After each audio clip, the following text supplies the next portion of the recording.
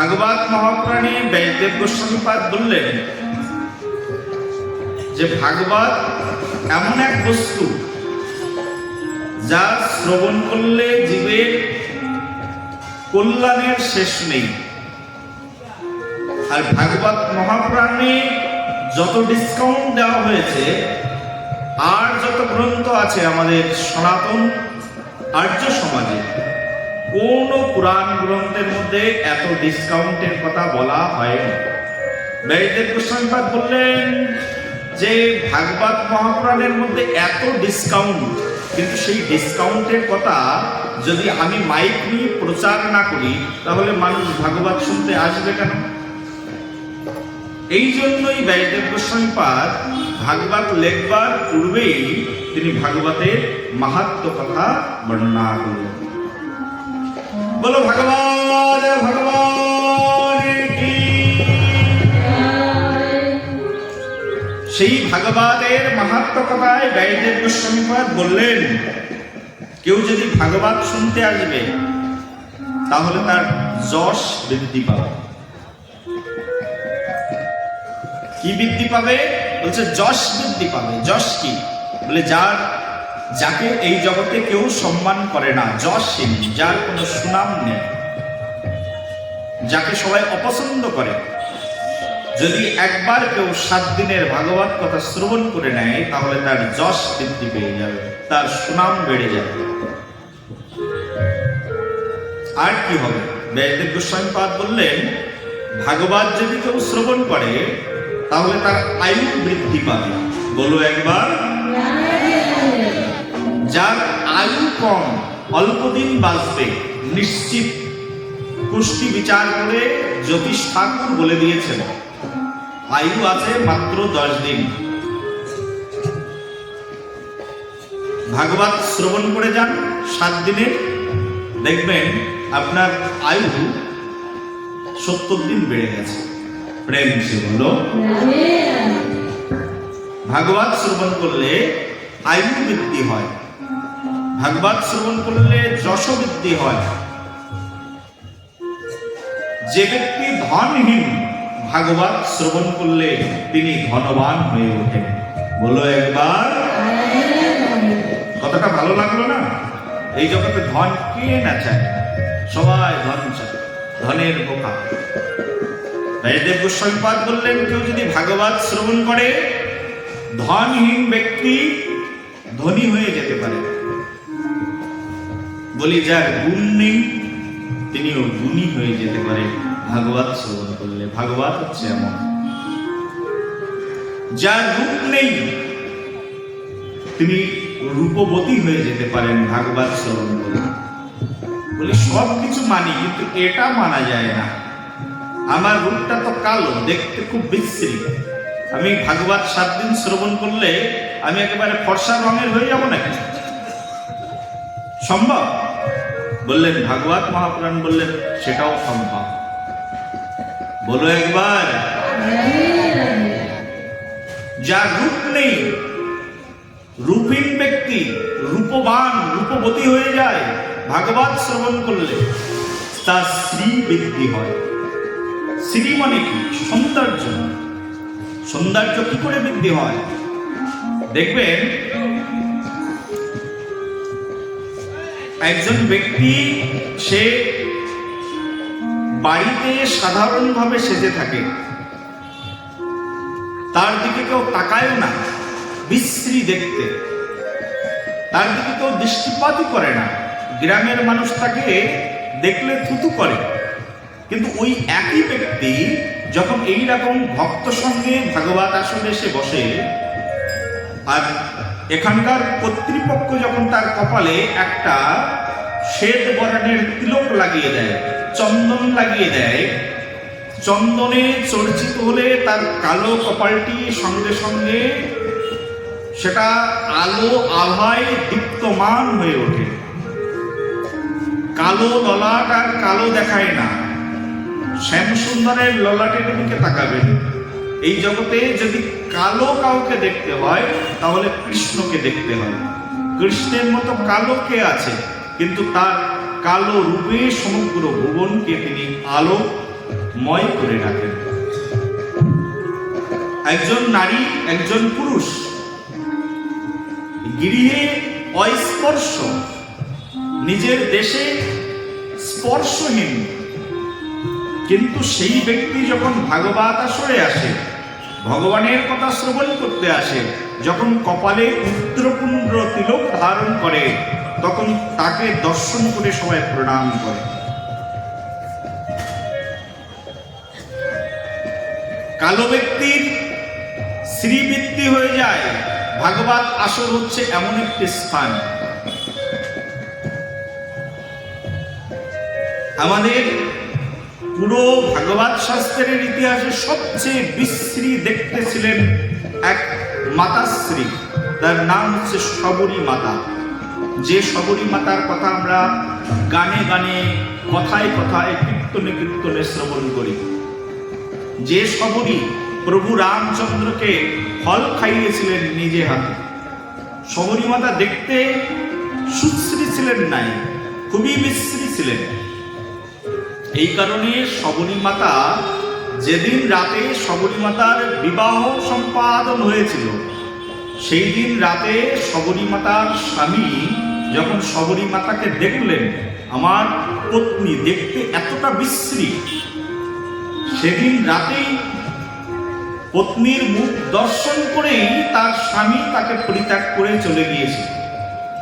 শবরী মাতা তার স্বামীর পিছন পিছন ছুটেছিলেন, দাঁড়াও স্বামী, দাঁড়াও দাঁড়াও, আমার পিতৃদেব তোমার হস্তে আমাকে অর্পণ করে দিয়েছেন, আমার যা কিছু আছে সব কিছু তোমার চরণে সমর্পিত, তুমি আমাকে উপেক্ষা করলে কে আমাকে আশ্রয় প্রদান করবেন?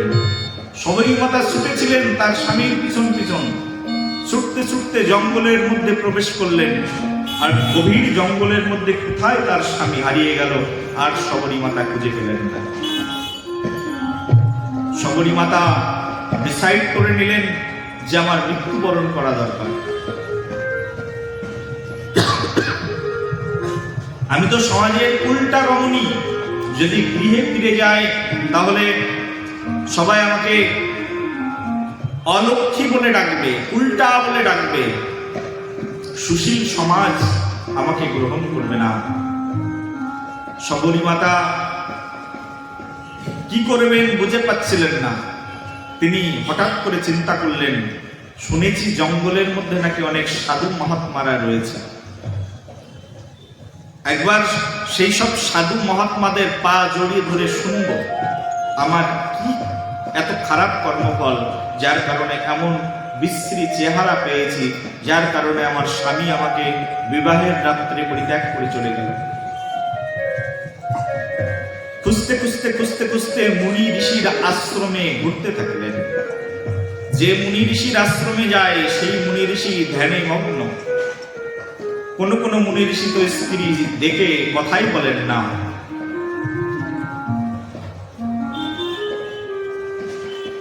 খুঁজতে খুঁজতে এক ঋষিকে পেয়ে গেলেন, নাম হচ্ছে মাতঙ্গ ঋষি। সেই ঋষি শবরী মাতাকে দেখে কাছে ডাকলেন, পাশে ডেকে বসালেন, বলি মা, তুমি বিচঞ্চল হয়ে দুঃখ ত্রাস্ত হৃদয়ে ঘুরছো কেন? কি হয়েছে তোমার? বলি বাবা, বিবাহের রাত্রে আমার স্বামী আমাকে পরিত্যাগ করেছেন। আমার কি এতই খারাপ কর্মফল যার কারণে আমার জীবন আজ বিপন্ন হতে চলেছে? মাতঙ্গ ঋষি পাশে বসিয়ে খুব সুন্দর করে তাকে বুঝালেন, দেখো আমাদের জীবনটি এমন, এই জগতে কেউ কারো নয়, একমাত্র এই জগতে কেউ আপন যদি কারোর থেকে থাকে তাহলে তিনি হচ্ছেন একমাত্র পরম প্রভু। এই জগৎ সংসারে কেউ কাউকে আশ্রয় দিতে পারে না। দেখো, যে পিতৃ ঔরাসে তুমি জন্মগ্রহণ করেছো সেই পিতৃদেব তোমাকে অন্যের হস্তে সমর্পণ করে দিয়ে তোমাকে ছেড়ে দিয়েছে, তার মানে তোমাকে তার কাছে আশ্রয় দিল না। যে স্বামীর চরণে আশ্রয় নিলে তিনিও তোমাকে আশ্রয় দিল না। জগৎ সংসারটা হচ্ছে এমনই, কেউ কাউকে চিরজীবনের জন্য আশ্রয় দেয় না। এই জগতে একমাত্র আশ্রয়দাতা যদি কেউ থেকে থাকেন তাহলে তিনি হচ্ছেন পরম প্রভু, পরম স্বামী। তুমি সেই পরম স্বামীর শরণাপন্ন হয়ে যাও। ঋষিবরের কথা শুনে হৃদয় প্রসন্ন হলো শবরী মাতা। বাবা, আমি নারী জাতি, কি করে সেই পরম প্রভুর শরণাপন্ন হব? বলে আমার আশ্রমে থাকো, সেবা করো, সেবার মাধ্যম দিয়ে তোমার হৃদয় পরিচ্ছন্ন হয়ে যাবে। শবরী মাতা ঋষিবরের আশ্রমে থাকলেন। প্রতিদিন সমগ্র আশ্রমকে ঝাড়ু দিতেন, প্রতিদিন পরিষ্কার করতেন আশ্রম। আশ্রম পরিষ্কার করলে কি হয় জানো তো? হৃদয় পরিষ্কার হয়ে যায়। শ্রীমান মহাপ্রভু গৌর সুন্দর শিক্ষা অষ্টকমের মধ্যে কীর্তন করেছেন, চেতদর্পণমার্জনম ভব মহাদবগ্নি নির্বাপনম শ্রেয়া কৈরব চন্দ্রিকা বিতরণম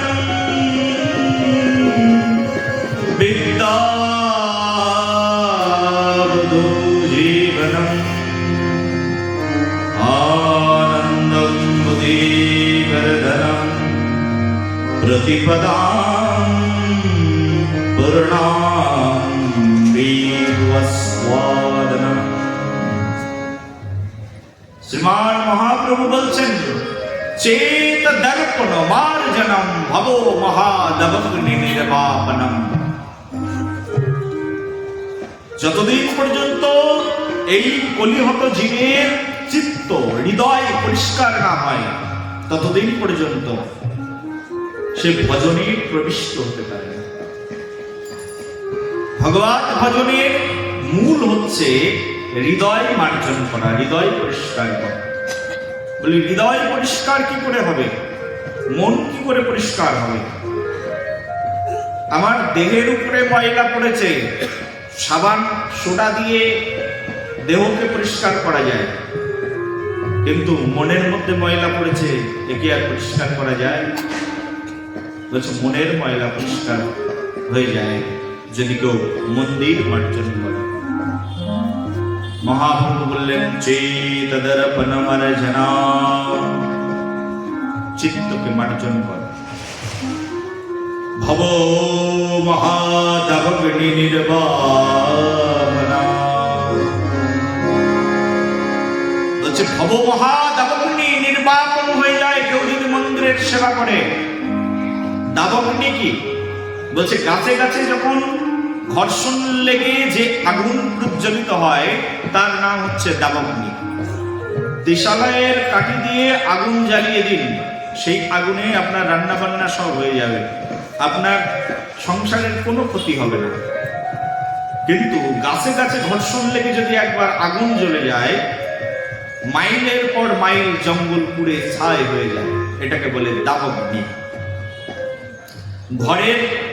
ঘরের আগুনকে আগুন বলা হয়েছে, কিন্তু গাছে গাছে ঘর্ষণজাত আগুনকে দাবগ্নি বলা হয়েছে। দাবগ্নিতে মাইলের পর মাইল সব পুড়ে ছাড়খাড় হয়ে যায়, একটা প্রাণীর জীবনও রক্ষা করা যায় না। দাবগ্নি হচ্ছে এমন। বলছে সংসারটা হচ্ছে দাবগ্নির মতো। সংসারে একবার যদি আগুন লেগে যায় তাহলে একেবারে আদ্যমদ্য সবকিছু পুড়ে ছাই হয়ে যায়। আর সংসারের সবচেয়ে বড় আগুন যেটি, সেই আগুনের নাম হচ্ছে সন্দেহ। সংসারের মধ্যে যখন পারিপার্শ্বিক জন সন্দেহ করে, তাতেও সংসারে আগুন নির্বাপিত হয়ে যায়, আগুন পরিপূর্ণরূপে তাকে বার্ন করতে পারে না। কিন্তু যদি সংসারের মধ্যে নিজের লোক নিজেকে সন্দেহ করে, তাহলে সেই সংসার একেবারে জ্বলে পুড়ে ছারখার হয়ে যায়। বলো একবার, যে আগুনের মধ্যে স্বয়ং সীতা দেবীকে পর্যন্ত পরীক্ষা দিতে হয়েছে। সেই জন্য বাবা, সংসারটা দাবাগ্নি, এখানে কোনো সুখ পাওয়া যায় না, অশান্তি, সদা সর্বক্ষণ অশান্তির অনল সংসারের মধ্যে জ্বলছে আর জ্বলছে। সংসারকে তো আমাদের ভাগবত রসশাস্ত্রকার কেউ কেউ বলছেন, সংসার হচ্ছে ভবকূপ, একবার পতিত হলে তার আর উত্তরণের আর কোনো পথ নেই। প্রেম সে বলো। সংসার সমরঙ্গনে যুদ্ধ করো দৃঢ়পণে, ভয়ে ভীত হয় না মানো। কবি হেমচন্দ্র বন্দ্যোপাধ্যায়, বাংলার কবি, আপনারা বাংলা পড়েন কিনা জানি না, বলছেন সংসার সমরঙ্গনে যুদ্ধ করো দৃঢ়পণে।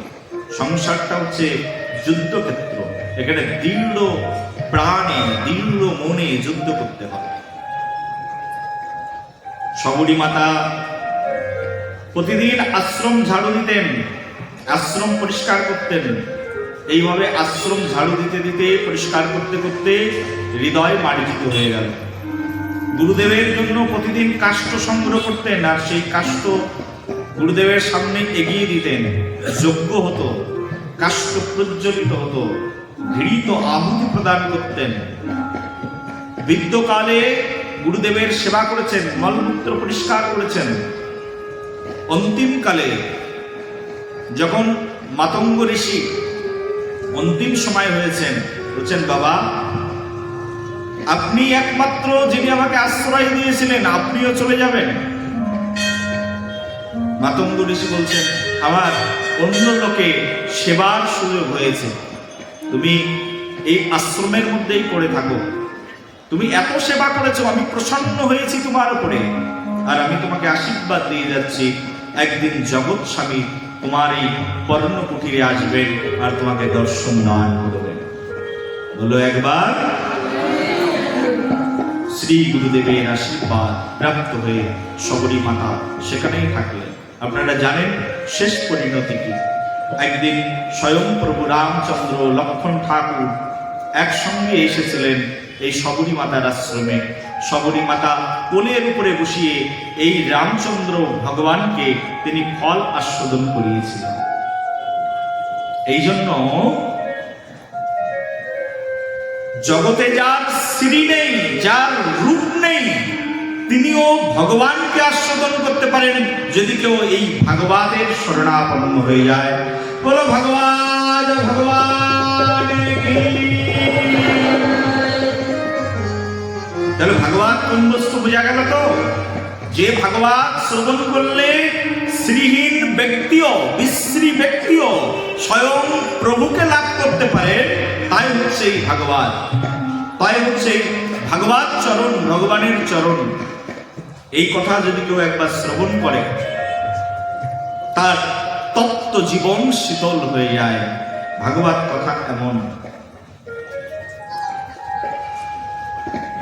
শাস্ত্রের মধ্যে বর্ণনা করা আছে, यत्र यत्र भगवत पुण्यम शस्त्रम भागवतम कलो तत्र तत्र सदैवहं भवामि हृदयेषु।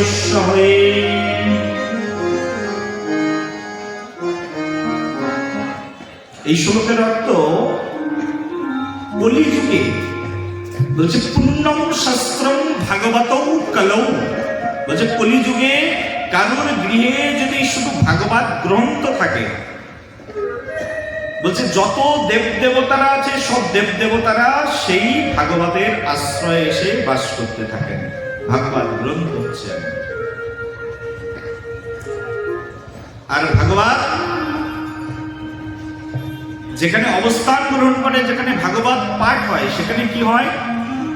ভাগবত মহাপুরাণ বলছেন তত্র, যেখানে ভাগবত পাঠ হয় সেখানে তত্র সর্বাণি তীর্থানি নদীনাদ সরংসি চ যজ্ঞা সপ্তপুরী নিত্যম পুনঃ সর্বে শিলোশ্চয়া।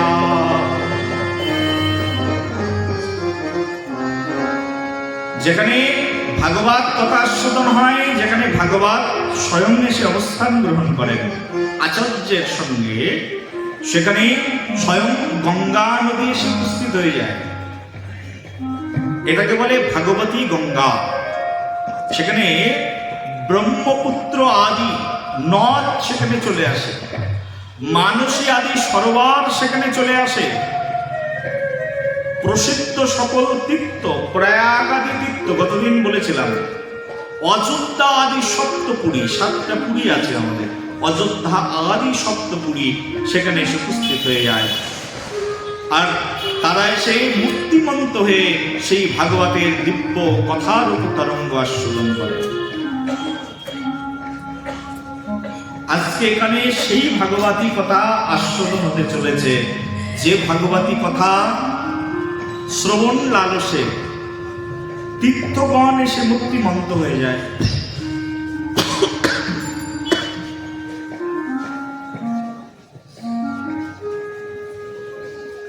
আর ভাগবত মহাপ্রাণ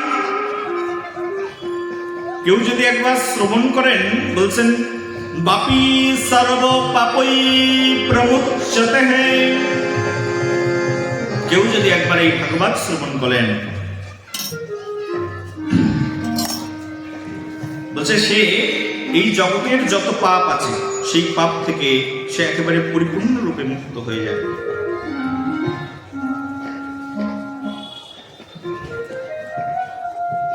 আপনারা কেউ গঙ্গা স্নান করেছেন? গঙ্গা স্নান কারা করেছেন? গঙ্গা স্নান মনে হয় সবাই করেছে। গঙ্গা স্নান, গঙ্গা স্নান করলে আমাদের সকল পাপ দূরীভূত হয়ে যায়। কিন্তু গঙ্গা আর ভাগবতের মহিমা শ্রবণ করুন।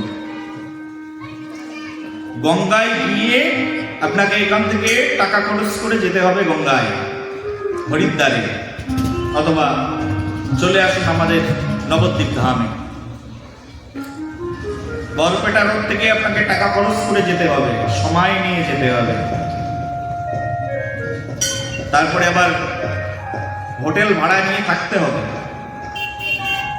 গঙ্গায় গিয়ে দাঁড়াবেন, তাতে আপনার পুণ্য হবে না। গঙ্গায় নামতে হবে, পুরো দেহটাকে গঙ্গার ভিতরে দিতে হবে, এমনকি মাথাটাকে গঙ্গার মধ্যে চুবাতে হবে। ডুব দিলেন, তারপরে আপনার পাপ দূর হয়ে যাবে। কিন্তু যেখানে ভাগবত কথা হয়, এই ভাগবতী গঙ্গা হচ্ছে এমন, ভাগবত আসরে কেউ যদি একবার এসে বসে, গঙ্গা দেবীর যে স্রোতধারা নবদ্বীপ বা হরিদ্বারে রয়েছে, সেই স্রোতধারা শুধু নদীর মধ্যেই সীমাবদ্ধ, নদীর বাইরে উছলে আসে না সেই গঙ্গার স্রোতধারা। কিন্তু ভাগবতী গঙ্গার স্রোতধারা এমন, এই যে যতজন মানুষ এসে বসেছেন এখানে, বসার সঙ্গে সঙ্গে ভাগবতী গঙ্গার স্রোতধারা সকলকে স্নান করে সকলকার পাপ হরণ করে নিয়েছে। ভাগবতী গঙ্গার স্রোতধারায় সকলের হৃদয় স্নাত হয়ে যায়। একবার অন্তত গঙ্গায় স্নান করে দেখবেন, গঙ্গায় যখন স্নান করবেন না, দেখবেন যে দেহটা হালকা হয়ে গেল, যেন সব পাপ চলে গেল। একইভাবে এই যে এখানে বসেছেন না ভাগবত কথা শুনতে, শ্রবণ তো করে দেখুন এই অমৃতময় কথা, দেখবেন যে হৃদয়ের অনেকগুলো পাপ যেন আস্তে আস্তে নষ্ট হয়ে যাচ্ছে ভাগবত কথায়। এই মহতী ভাগবত কথা, এই ভাগবত কথা নিত্যম ব্যাসদেব গোস্বামী পাদ বলছেন, মহর্ষি ব্যাসদেব বলছেন, নিত্যম মম কথা যত্র তত্র তিষ্ঠন্তি বৈষ্ণবাঃ কলিবহো নরস্তেবা জলে চয়ন্তি সদা মমঃ।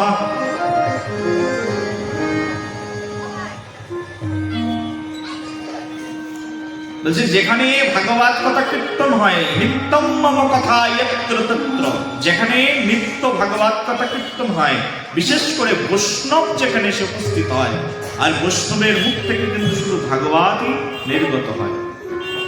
মানুষ বৈষ্ণবের কাছে কেন যায়? তা ভাগবত শুনতে যায়।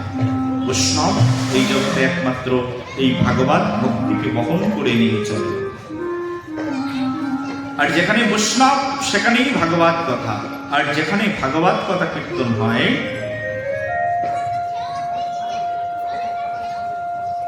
কলিবাহ নরস্দেবৈ জরহৈ চয়ন্তি সদা মমঃ। যেখানে ভাগবত কথা কীর্তন হয়, বৈষ্ণব যেখানে উপস্থিত হয়, কলি বলছে সেখানে আমি নিজে কলি হয়ে সেখানে আমি অবস্থান করার সামর্থ্য হারিয়ে ফেলি। যেখানে ভাগবত কীর্তন হয় সেখানে কলির অবস্থান মোটেও থাকেই না। এই জন্য ভক্তগণ ভাগবতকে আদর করতে শিখুন, ভালোবাসতে শিখুন।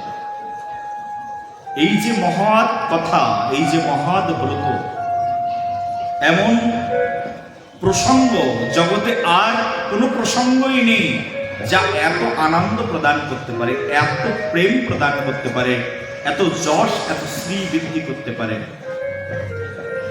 সেই জন্য আজকের এখানে যে সকল ভক্তরা আছেন, কর্তৃপক্ষের কাছে বারবার নিবেদন, 2 জন থাকুন, 5 জন থাকুন, কোনো সমস্যা নেই, কিন্তু নিজেরা তো নিষ্ঠাবান হন।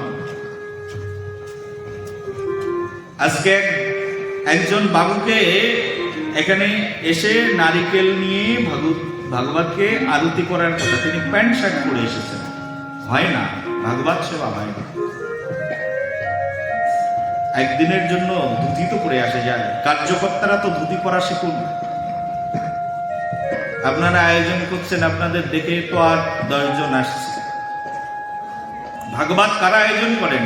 ভাগবতের আয়োজক যারা, তারা হচ্ছেন হৃদয় থেকে ভক্ত। ভাগবত যারা শ্রবণ করতে আসেন তারাও ভক্ত। ভাগবত শ্রবণ করে হৃদয়ে যদি সামান্য পরিবর্তন না হলো, তাহলে কাল থেকে বলছি একটু ঘট প্রতিস্থাপন করবার জন্য এখানে ভাগবতকে 5 উপাচার বা 16 উপাচারে ভাগবতকে আরতি করতে হয়, তারও কোনো ব্যবস্থাপনা নেই।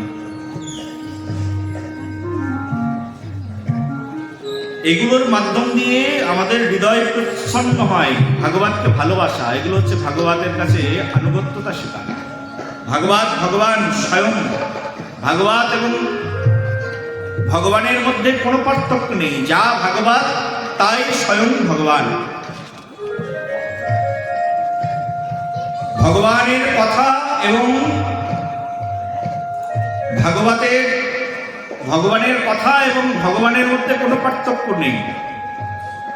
শুনুন, এই যে ভাগবত কথা আমরা বলছি না, ভাগবতে টোটাল 12টি স্কন্ধ রয়েছে। কটি স্কন্ধ মায়া বলো? 12টি স্কন্ধ রয়েছে। আর এই 12টি স্কন্ধ মিলেই সম্পূর্ণ ভগবান। শাস্ত্রের মধ্যে এই 12 স্কন্ধের বর্ণনা করে বলা হয়েছে, পদৌ যদিয়া প্রথম দ্বিতীয় তৃতীয় তুর্য কতৌ তৌ যদুরু নবিস্তথা পঞ্চম।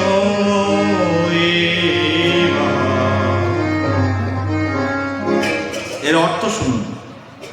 ভাগবতের প্রথম স্কন্ধ আর ভাগবতের দ্বিতীয় স্কন্ধ, এই 2 স্কন্ধকে বলা হয়েছে ভগবান শ্রীকৃষ্ণের 2টি চরণ।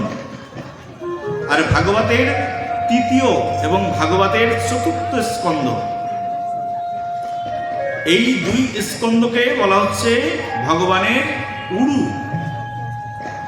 আর ভাগবতের 5ম স্কন্ধকে বলা হচ্ছে ভগবানের নাভি দেশ। 5ম স্কন্ধ হচ্ছে ভগবানের নাভি। আর 6ষ্ঠ স্কন্ধ হচ্ছে ভগবানের হৃদয়। স্বয়ং ভগবানের হৃদয় হচ্ছে ভাগবতের 6ম স্কন্ধ। আর 7ম আর 8ম স্কন্ধ, এই 2 স্কন্ধ হচ্ছে ভগবানের 2 স্কন্ধ। 2 স্কন্ধ হচ্ছে এই সপ্তম আর অষ্টম স্কন্ধ। আর ভাগবতের যে নবম স্কন্ধ আছে না, এই নবম স্কন্ধ হচ্ছে স্বয়ং ভগবানের কণ্ঠ। আর দশম স্কন্ধটা হচ্ছে স্বয়ং ভগবানের বদন। আমরা আসবো দশম স্কন্ধের আলোচনায়। দশম স্কন্ধে যখন প্রবেশ করব, ভগবানের মুখমণ্ডলের যে জ্যোতিপ্রভা, সেটা দশম স্কন্ধ পাঠ করলেই বুঝতে পারবেন জ্যোতিপ্রভা কাকে বলে। আর পাঠটা কেমন হয় জানেন তো? পাঠ হয় ভক্তদের উপরে ভিত্তি করে। আপনি ভাগবতের আমাকে বলুন, ভাগবতের যে কোনো শ্লোক থেকে আস্বাদন করানো যেতে পারে, সেটা ম্যাটার নয়, কিন্তু ভক্তরাই বক্তার মুখ থেকে ভাগবতকে বের করে নিয়ে আসেন। যেমন ভক্ত যেমন আস্বাদন করতে চান, ভাগবত ভগবান কৃপা করে তেমন ভাবে সেখানে প্রকাশিত হয়। আমি তো এক ক্ষুদ্র নরাধম, আমার দ্বারা কি ভাগবত বলা সম্ভব? এসেছি শুধু ভাগবতের বার্তা বহন করে নিয়ে, কিন্তু ভাগবত ভগবান কতটুকু আমার মাধ্যম দিয়ে আপনাদের কাছে প্রকাশিত করবেন সেটা তিনিই জানেন। সেই জন্য ভক্ত যেমন থাকে, ভাগবত কৃপা করে তেমনভাবে প্রকাশিত হয়। এই জগতে কোনো বক্তা বলতে পারবে না আমি ভাগবত নিজে বলতে পারি, কারণ ভাগবত কারোর ব্যক্তিগত সম্পদ নয়।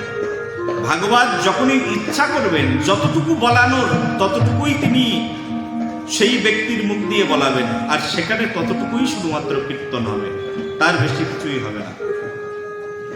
সেই জন্য এই ভাগবতের বদন হচ্ছে, এই দশম স্কন্ধ হচ্ছে ভাগবতের বদন। আর 11তম যে স্কন্ধ সেটা হচ্ছে স্বয়ং ভগবানের ললাট, এই যে কপাল। ভগবানের কপালের সঙ্গে ভাগবতের একাদশ স্কন্ধের তুলনা করা হয়েছে। আর ভাগবতের যে 12তম স্কন্ধ অর্থাৎ দ্বাদশ স্কন্ধ, এই দ্বাদশ স্কন্ধকে বলা হয়েছে ভগবানের মস্তক, স্বয়ং ভগবানের মস্তকের সঙ্গে তুলনা করা হয়েছে। তাহলে প্রথম থেকে শুরু করুন, ভাগবতের প্রথম স্কন্ধ আর দ্বিতীয় স্কন্ধ ভগবানের চরণ, আর ভাগবতের 12তম স্কন্ধ যেটা, সেটা হচ্ছে ভগবানের মস্তক। কারণ ভাগবত স্বয়ং ভগবান নিজেই। সেই জন্য ভাগবত এবং ভগবানের মধ্যে কোনো পার্থক্য নেই। বলো একবার প্রেম সে বলো, বলো ভগবান ভগবান কি।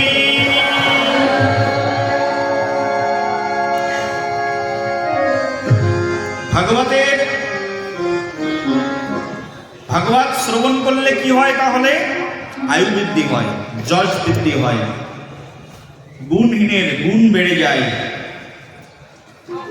যার রূপ নেই তিনি রূপবান রূপবতী হয়ে যায়। সেই ভাগবত আজকে শ্রবণ করতে বসেছে। তারপর ভাগবত শ্রবণ করলে লাভ আর লাভ, সম্পাদনের শুধু সম্পদ হয়ে যায়। কার কি দরকার বলো? ভাগবতে আসলে সব হয়ে যায়। একবার ভাগবতকে বিশ্বাস করে আশ্রয় করে দেখো।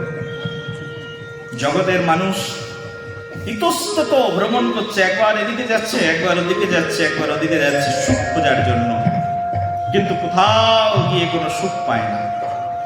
আমাদের বাংলার এক কবি আছেন, মরমী ভাষায় লিখেছেন, সুখ সুখ করে কাঁদিও না, যতই কাঁদিবে ততই ভাবিবে, ততই বাড়িবে হৃদয় ভার। আপনারে লয়ে বিবৃত রহিতে আসে নাই কেউ অবনি করে, সকলের তরে সকলে মোরা, প্রত্যেকে মোরা পরের তরে। সুখ সুখ করে কেঁদো না, যতই কাঁদবে ততই ভাববে, ততই বাড়িবে হৃদয় ভার। নিজেকে নিয়ে বিবৃত থাকবার জন্য কেউ পৃথিবীতে আসেনি। সকলের তরে সকলে মোরা, প্রত্যেকে মোরা পরের তরে। প্রত্যেকটি জীব একজন আর একজনের জন্য, কেউ নিজের জন্য নয়, পরের তরে। সেই জন্য নিজের জীবনকে উৎসর্গ করা যায় কার চরণে? ভাগবত চরণে। এমনও দুর্লভ মানব জন্ম পেয়ে যদি ভাগবত ভগবানের চরণে সামান্যতম আরতি না জন্মে, জীবন ব্যর্থ হয়ে যায়। ভক্তগণ আসুন এই মহতি ভাগবতের একেবারে প্রথম স্কন্ধের প্রথম শ্লোক সবাই মিলে আসুন।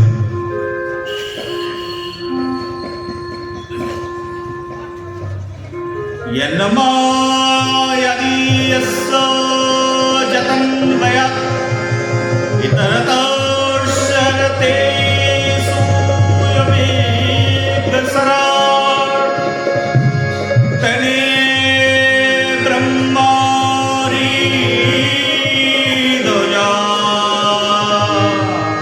अदि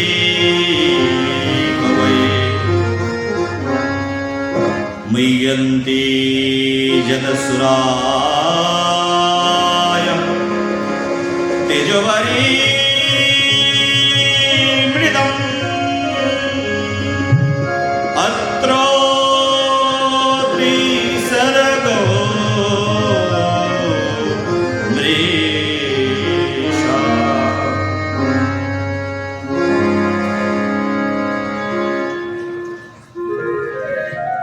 ভাগবতের প্রথম স্কন্ধের প্রথম শ্লোকের প্রথম চরণে ভগবান আস্বাদন করাচ্ছেন। ব্যাসদেব গোস্বামীপাদ তার নিজের আরতি প্রার্থনা জানিয়েছেন ভাগবতের প্রথম শ্লোকে।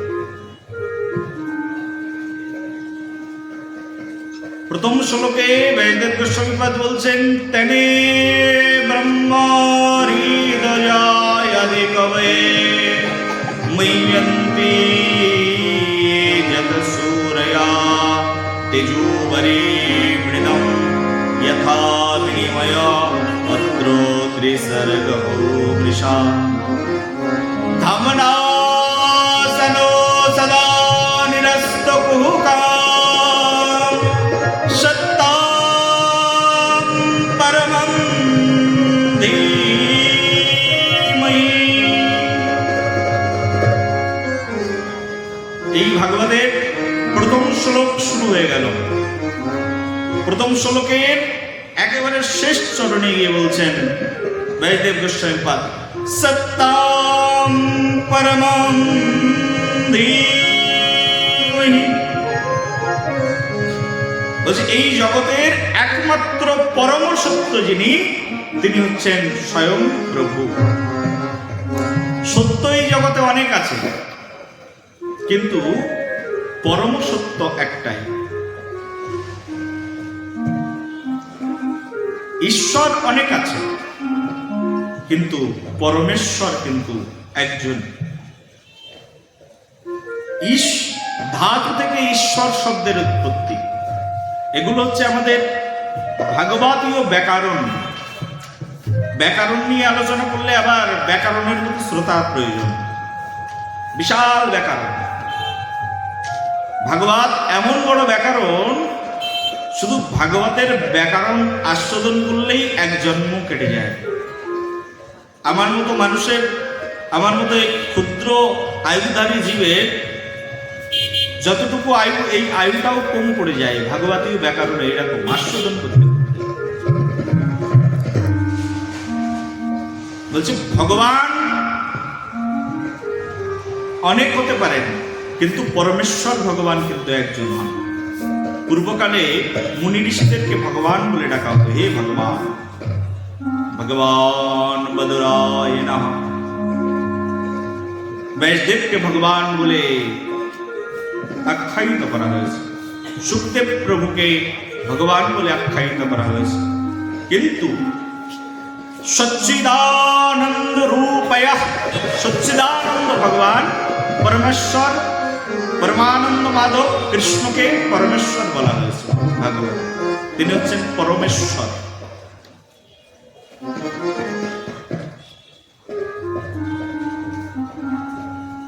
আর ভগবানের গুণ অবতার হিসাবে কখনো কখনো শিব ও শম্ভুকে পরমেশ্বর বলা হয়। পরমেশ্বর একজন, পরমেশ্বর তত্ত্ব আলাদা, ঈশ্বর তত্ত্ব আবার আলাদা। সত্য এক বস্তু আর পরম সত্য এক বস্তু। আপনারা যদি এখানে দুই একজন মানুষ বিজ্ঞান মনস্ক থেকে থাকেন, তাহলে আপনারা জানবেন আমাদের বিজ্ঞানীরা, আমি যখন খুব ছোট ছিলাম,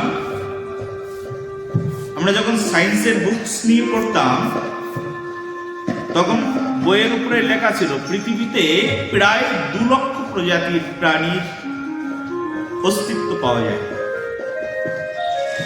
যখন একটু বড় ক্লাসে উঠলাম, 5-10 বছরের মধ্যে দেখছি 4 লক্ষ প্রজাতির প্রাণীর আবির্ভাব হয়ে গেছে। এখন তো কেউ কেউ বলে 8 লক্ষ প্রজাতির, কেউ কেউ বলে 16 লক্ষ প্রজাতির প্রাণী পাওয়া যায়। তার মানে সায়েন্স যেটা বলছে সেটা সত্য, কিন্তু সায়েন্সের সত্য কখনো কখনো সেটা পরিবর্তন হয়ে যায়। মাঝে বিজ্ঞানীরা বলল যে আমাদের গ্রহ 10টি। আমরা ছোটবেলা থেকে শুনে আসছি 9ম গ্রহ, কিন্তু একবার বিজ্ঞানের গবেষকগণ বললেন যে আর একটা গ্রহ নতুন পাওয়া গেছে। নেপচুন, প্লুটো গ্রহগুলোকেও বাদ দিয়ে দিয়েছে। এরকম করে 10টা গ্রহ তৈরি করা হলো, কিন্তু আবার কিছুদিন পরে আবার শোনা গেল না না না, সিদ্ধান্ত ভুল ছিল, গ্রহ 9টি হবে। কিন্তু আমাদের যে ভাগবত মহাপুরাণ, আমাদের যে বৈদিক শাস্ত্র, সেই বৈদিক শাস্ত্রে গ্রহ, উপগ্রহ, চন্দ্র, সূর্য, নক্ষত্র, তারকারাজি সবগুলোর উপরে পুঙ্খানুপুঙ্খভাবে শাস্ত্রের মধ্যে বিচার বিশ্লেষণ করে বর্ণনা করা হয়েছে। আমাদের 7টি সমুদ্র, বিজ্ঞানীরা গবেষণা করে করে দেখছেন 7টি সমুদ্র, কিন্তু কোটি কোটি বছর আগে যখন বিজ্ঞান ছিল না, একজন ঘরের বধূ তিনিও জানতেন 7টি সমুদ্রের নাম। ইক্কু সমুদ্র, লবণ সমুদ্র, ক্ষীর সমুদ্র, দুগ্ধ সমুদ্র, সবার কথায় কথায় মুখস্থ ছিল, কিন্তু এখন আমরা সেটা ভুলতে বসেছি।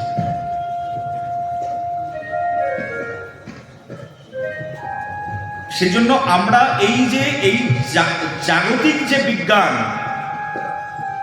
এই জাগতিক বিজ্ঞানের কথা কখনো কখনো ভুল প্রমাণিত হয়ে যায়, কারণ তারা রিসার্চ করে আবার নতুন নতুন কিছু বের করে।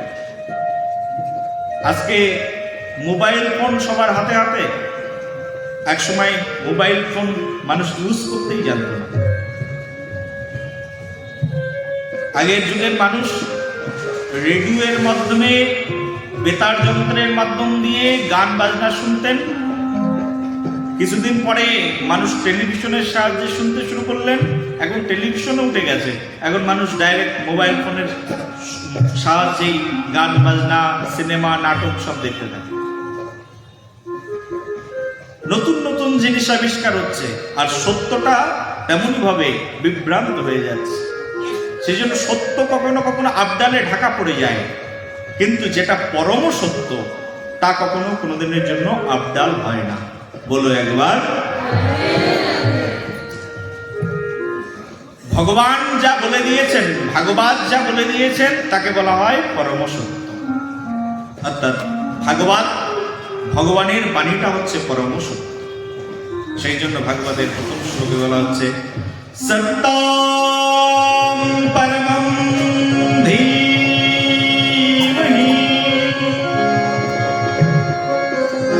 এই জগতে একমাত্র পরম সত্যের ধ্যান, পরম সত্যের ধ্যান ছাড়া এই জগতে আর বড় ধ্যান নেই। এই ভাগবত মহাপুরাণের কথা শুরু করলেন, তারপরের দ্বিতীয় শ্লোকে ধর্ম প্রজিত কৈতব যত্র পরম নির্মত শরণাম সতম। দ্বিতীয় শ্লোকের মধ্যে বলছেন ভাগবত এমন এক গ্রন্থ যে এই পরম সত্যের পরম তত্ত্ব কারা শ্রবণ করেন, যারা একেবারে নির্মত স্বর, তারাই একমাত্র এই ভাগবত কথা শ্রবণ করতে বসেন। ভাগবত কথা হচ্ছে সুখদেব আদি মহান ঋষিদের একমাত্র লব্ধ বস্তু। মহামহাপুণ্যবান ব্যক্তি ভাগবত শ্রবণ করতে বসে। তৃতীয় শ্লোকে, ভাগবতের তৃতীয় শ্লোকে ব্যাসদেব গোস্বামীপাদ বলছেন, নিগমকল্পতরুর গলিত ফলম সকাদমুখাদয়মৃতদ্রবসংযুতাম পিবত ভগবতো রসমালয়াম মুহুরঃ রসিকা ভুবি ভাবুকঃ। দ্বিতীয় শ্লোকে বলছেন এই ভাগবত পৃথিবীর সর্বশ্রেষ্ঠ বস্তুতে পরিণত হয়েছে। কেন বলছেন, মুহুরঃ রসিকা ভুবি ভাবুকঃ। নিগম কল্পতরুর গলিত ফলম, নিগম কল্পতরু বলছে আমাদের বেদটা হচ্ছে একটা বৃক্ষ, আর বেদরূপ বৃক্ষে অনেকগুলো ফল ফলেছে, উপনিষদ রূপ ফল। তার মধ্যে একটা বিশেষ ফল আছে, যে ফলটা পরিপক্ক হয়ে গেছে, আর সেই পরিপক্ক ফলটাই এসে একটা শুক পাখি এসে মুখ দিয়েছে, আর সেই শুক পাখি যে ফলটায় মুখ দিয়েছে সেই ফলের নাম হচ্ছে এই ভাগবত মহাপুরাণ। যেমন মনে করুন একটা আম গাছ, আম গাছের মধ্যে অনেকগুলো আম আছে, দেখবেন তার মধ্যে আম গাছের মধ্যে অনেকগুলো আম পেকে আছে, তার মধ্যে পাখি গিয়ে একটা আমে মুখ দিয়ে চলে গেল। দেখবেন ওই আম গাছের মধ্যে 1000টা আম থাকলে তার মধ্যে 50টা আম পেকে গেছে, আর 50টা আম একসঙ্গে গাছ থেকে পেড়ে নিয়ে এসে সামনে নিয়ে আস্বাদন করবেন। তার মধ্যে দেখবেন যে আমটাই একটা পাখি এসে মুখ দিয়ে ঠোকর দিয়ে চলে গেছে, ওই আমটার স্বাদ সবচেয়ে বেশি। তার কারণ পাখিদের ভিতরে ভগবান ওই ধরনের ইন্দ্রিয় বৃত্তি দিয়েছেন, যার মাধ্যম দিয়ে পাখিরা নিরীক্ষ করে বুঝতে পারে যে এর পৃথিবীতে সবচেয়ে মিষ্ট ফল কোনটি। এই সেন্সটা স্পেশাল সেন্স ভগবান পাখিদের মধ্যে দিয়েছে। একজন বিজ্ঞানী, একজন গবেষক যেটাকে বুঝতে পারে না, অনেক তুচ্ছ প্রাণী সেটা বুঝতে পারে। যারা আবহাওয়া অধিদপ্তরে বসে আছে তারা অনেক সময় বুঝতে পারে না কবে কোন দিন বন্যা হবে, কবে কোন দিন ভূমিকম্প হবে, কিন্তু মাটির নিচে ইঁদুরগুলো বুঝতে পারে এই বছরে ভূমিকম্প হবে। মাটির নিচের উই পোকাগুলো বুঝতে পারে, মাটির নিচের পোকামাকড়গুলো বুঝতে পারে। তারা যে বছর ভূমিকম্প হয় সেই বছর, বা যে বছর বন্যা হয়, ন্যাচারাল ফ্লাড, যে বছর বন্যা হয় সে বছর তারা সেই মাটি ত্যাগ করে অন্য দূর স্থানে চলে যায়। 6 মাস আগে থেকে তারা অন্য স্থানে চলে যায়। তারা বুঝতে পারে যে বছর আমাদের এই মাটির উপরে বন্যা আসবে। ভগবান তাদেরকে স্পেশাল সেন্স দিয়েছে। এই সেন্সগুলো অনেক সময় বিজ্ঞানীরাও প্রাপ্ত হতে পারে না, বিজ্ঞানীরা বুঝতেই পারে না কখন কি হবে। পাখিদের ভিতরে একটা বিশেষ সেন্স আছে, তার মাধ্যম দিয়ে তারা বুঝতে পারে যে সবচেয়ে মিষ্টি ফল কোনটি, আর ঠিক পাখিরা সেই মিষ্টি ফলটাই শুধুমাত্র ঠোক দিয়ে চলে। রাজহাঁসের মধ্যে যেমন উন্নত বুদ্ধিবৃত্তি আছে, জল আর দুধ একসঙ্গে রাজহাঁসের সামনে পরিবেশন করা হলে রাজহাঁস শুধুমাত্র দুধটাকেই খায়, আর একসঙ্গে দুধ আর জল আছে কিন্তু জলটাকে আলাদা করে ফেলে তারা। এতটাই উন্নত সেন্স বা এতটাই উন্নত টেকনোলজি ভগবান একটা রাজহংসের মধ্যে দিয়েছে, চিন্তাও করতে পারবে না। সেই জন্যই ভাগবতের এই ভাগবত মহাপুরাণকে বলা হচ্ছে পৃথিবীর সর্বশ্রেষ্ঠ আস্বাদনীয় ফল হচ্ছে এই ভাগবত মহাপুরাণ। এই ভাগবত মহাপুরাণ কথা কোথায় সূচনা হয়েছেন?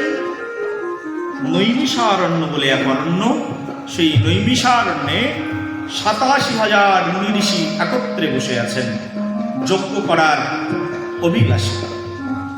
এই যে আমরা এখানে বসেছি সৎসঙ্গে, 87,000 মুনি ঋষি কলিযুগের প্রারম্ভ ভাগে, তার মানে কলিযুগ সবে শুরু হয়েছে, আর সেই প্রারম্ভিক অবস্থায় 87,000 মুনি ঋষি এক জায়গায় বসে সাধুসঙ্গ করছেন।